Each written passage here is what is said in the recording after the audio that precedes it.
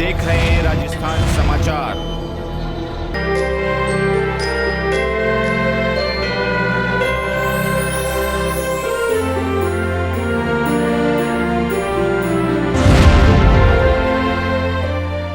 उदयपुर लोकसभा चुनाव के कांग्रेस प्रत्याशी ताराचंद मीणा ने बेनीश्वर धाम के दर्शन किए, ब्लॉक कांग्रेस कार्यकर्ताओं की बैठक ली, वहीं अपने अपने बूथों की जानकारी दी और बूथ को प्लस करने का संकल्प दिया। मीणा ने कहा कि 36 कौमों को साथ लेकर चलने वाली पार्टी है, हमें गर्व है, हम इस पार्टी के उम्मीदवार हैं, हर व्यक्ति को सम्मान दिलाया है। लोकसभा चुनाव साधारण नहीं है, भाजपा लोकतंत्र को खत्म करने में जुटी हुई है, विपक्ष पर ईडी व सीबीआई से डराने धमकाने व जेल में डालने का काम कर रही है। भाजपा की तानाशाही बढ़ती जा रही है। 400 पार का नारा सफल नहीं होने वाला है, पेट्रोल व डीजल 400 पार हो सकते हैं। कन्हैयालाल हत्याकांड के समय उदयपुर में जिला कलेक्टर पद पर रहते हुए कानून व्यवस्था बनाई गई और हमारी पुलिस ने 2 घंटे में अपराधियों को पकड़ लिया एवं राज्य सरकार के द्वारा कन्हैयालाल के परिवार के दोनों बच्चों को सरकारी नौकरी व तत्काल 50 लाख रुपए सहयोग राशि भी दी। घायल राजकुमार को आर्थिक राशि भी दी गई। इस हत्याकांड के आरोपी भाजपा के मंत्री के करीबी थे, वह भाजपा कार्यकर्ता थे, इसलिए हत्यारे को फांसी से बचाया जा रहा है। पूर्व सांसद रघुवीर मीणा ने कांग्रेस की जन कल्याणकारी योजनाओं के बारे में जानकारी दी, फिर भी विधायक चुनाव हारे। लोकसभा चुनाव में राजस्थान में कांग्रेस पार्टी को 12 से 13 सीट जीतने का दावा दिया। ब्लॉक अध्यक्ष वीरेंद्र सिंह सिसोदिया ने सभी से मिलकर काम करने का आह्वान किया है। हमारे आदिवासी युवा भटक गए हैं, उन्होंने कहा कि उन्हें समझाने की जरूरत है। मंडल अध्यक्ष को अपने क्षेत्र की जिम्मेदारी दी। इस अवसर पर पूर्व सांसद रघुवीर मीणा, जिला अध्यक्ष वल्लभ राम पाटीदार, ताराचंद मीणा, ब्लॉक अध्यक्ष वीरेंद्र सिंह सिसोदिया, करण सिंह चौहान, राकेश रोत, वालजी पाटीदार, गजेंद्र सिंह खरूडिया, प्रवीण कुमार कोठारी, शिव सिंह फतेहपुरा, मोतीलाल मीणा, सुभाष उपाध्याय, लक्ष्मण बंजारा, शहीद पार्टी के कार्यकर्ता मौजूद रहे। और आप सभी को हमारे बीच में प्रत्याशी आए हैं, उनको भारी मतों से विजय बना। और लोकसभा के चुनाव चालू हो गए हैं, 26 तारीख मतदान हो रहा है, आप सबको जानकारी है। कलेक्टर साहब के बारे में, हमारे उम्मीदवार के बारे में बहुत सारे साथी जानते भी हैं, जिन्होंने नाम भी लिया, नाम भी बताया। वाजी भाई ने जैसे कहा कि हमने साथ में रह के ट्रेनिंग की और गांधी दर्शन के कार्यक्रम में सम्मिलित रहे, इनके साथ लगातार 2-3 दिन तक, और प्रभात फेरी से लेकर मीटिंग के विचार गोष्ठी सब में साथ रहे, तो बहुत ही प्रभावित हुए हैं। और आपके बारे में जैसा एक साथी ने कहा था कि हम उदयपुर गए मिलने के लिए, 8 बजे घर गए तो कलेक्टर भी मिले। ये यहाँ नहीं, जहाँ भी पोस्टिंग रही इनकी, यही काम करने की शैली रही। एक बार मुझे याद है कि कोई साथी मेरे को, मैं एमएलए था उसमें या एमपी था, तो मार्केटिंग बोर्ड के चेयरमैन थे, ये सेक्रेटरी थे, और हम इनके कार्यालय में चले गए, तो 2 साथी मेरे को ले गया। उसको बाद में इन्होंने डांटा कि अपन इनके घर जाते भाई, यहाँ लेके क्यों आए।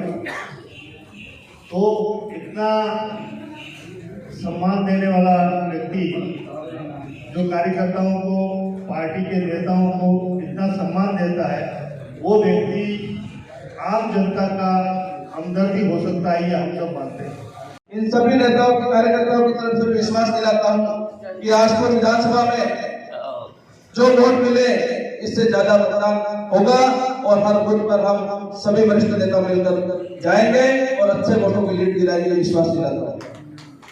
ताराचंद मीणा साहब, उसके भाई एडिशनल एसपी हमारे पन्नालाल जी मीणा साहब, आसपास विधानसभा के पूर्व मुख्यमंत्री करण सिंह जी जीएम साहब, और हमारे ब्लॉक अध्यक्ष वीरेंद्र सिंह जी, और हमारे जिला के राजा अध्यक्ष वल्लभ राय पाटीदार, और सबका नाम तो ले लूंगा, सब कांग्रेस के वरिष्ठ नेता।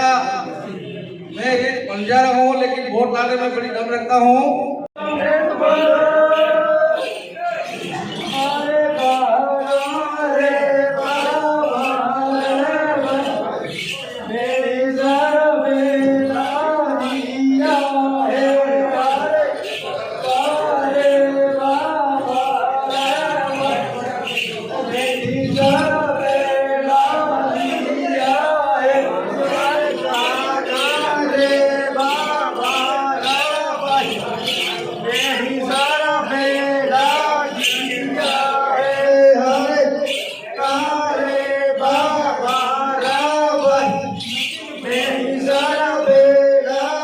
मैं बताना चाहूँगा कि जो स्वर्गीय कन्हैयालाल जी है, उनकी जो हत्यारे हैं वो भारतीय जनता पार्टी के कार्यकर्ता थे और भारतीय जनता पार्टी के कार्यालय में पूर्व तत्समय के मंत्री आदरणीय कटारिया साहब और उस समय के जो अध्यक्ष थे रविंद्र सिरमाली, जो भारतीय जनता पार्टी के शहर अध्यक्ष थे, ऐसे लोगों ने इसका स्वागत किया और उनके कार्यक्रमों में ये उपस्थित रहे।